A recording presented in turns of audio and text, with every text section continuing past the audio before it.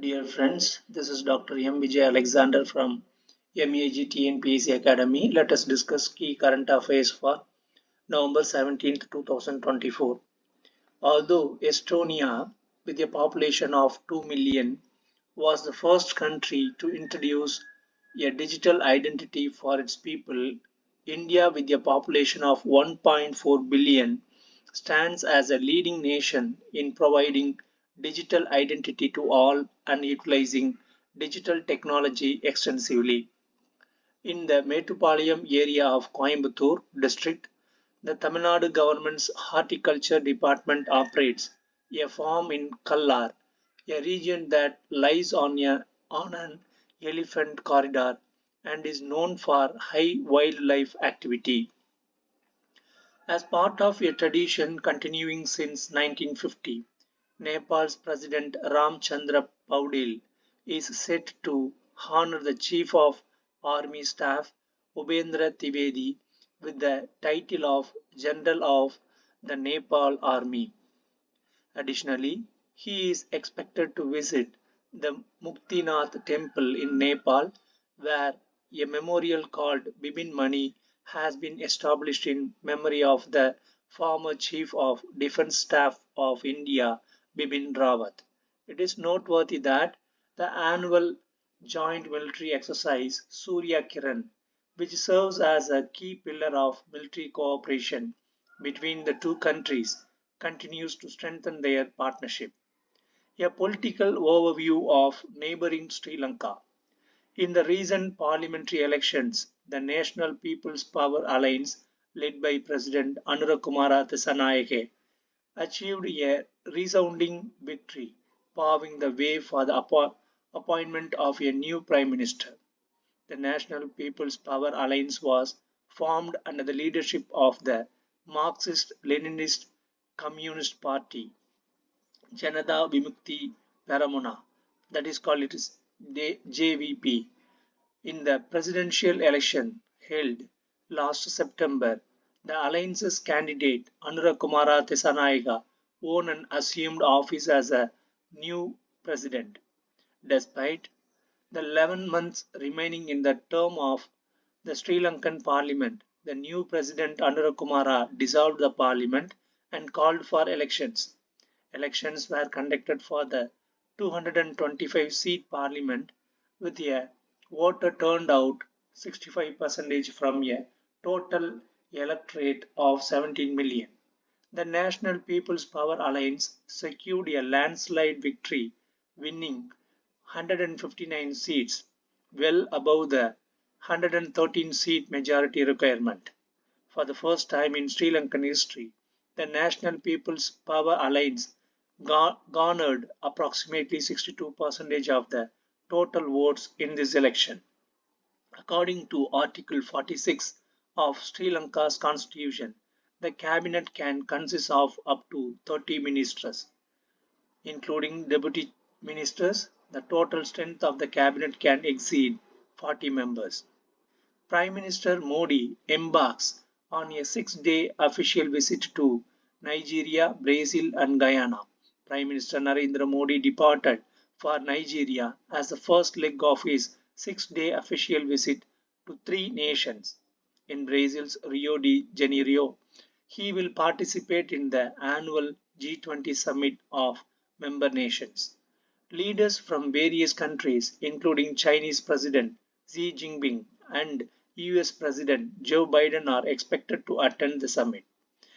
At the invitation of Nigerian President Bola Ahmed Tinubu, Prime Minister Modi will visit Nigeria for 2 days. This marks the first visit by an Indian Prime Minister to Nigeria in 17 years.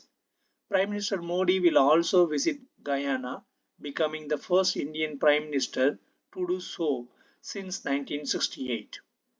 Guyana is a member of the 15 Nations Caribbean Community, which includes Jamaica, the Bahamas, and other countries. Under India's presidency, the G20 summit was held in Delhi last September. During this summit, India successfully facilitated the inclusion of the 55-nation African Union into the G20 group, a notable achievement. Violence erupts in Manipur over killings in Jiribam district. In Manipur's Jiribam district, 3 of 6 individuals allegedly abducted by militants were killed, sparking widespread protest. Demonstrators demanding justice for the victims ransacked the homes of MLAs during the unrest. Massive protests erupted on Saturday in the Valley district of Manipur, seeking justice for those killed. In the northern east state of Manipur, the majority Meitei community has been demanding scheduled tribe status. The Kukis and Nagas, existing tribal groups, strongly oppose this demand, which has become a significant source of conflict. India's foreign exchange reserves and market dynamics. India's foreign exchange reserves currently stand at $675.65 billion, while reserves have been steadily increasing. The Reserve Bank of India periodically uses these reserves to stabilize the rupee amidst global economic pressures, leading to occasional declines. Fluctuations in holding of non-dollar currencies like the euro and yen, when converted into dollars terms, also contribute to variations in foreign exchange assets. Smart classrooms in government schools. Education department officials have announced that work has been completed on 5,000 smart classrooms in government schools across Tamil Nadu.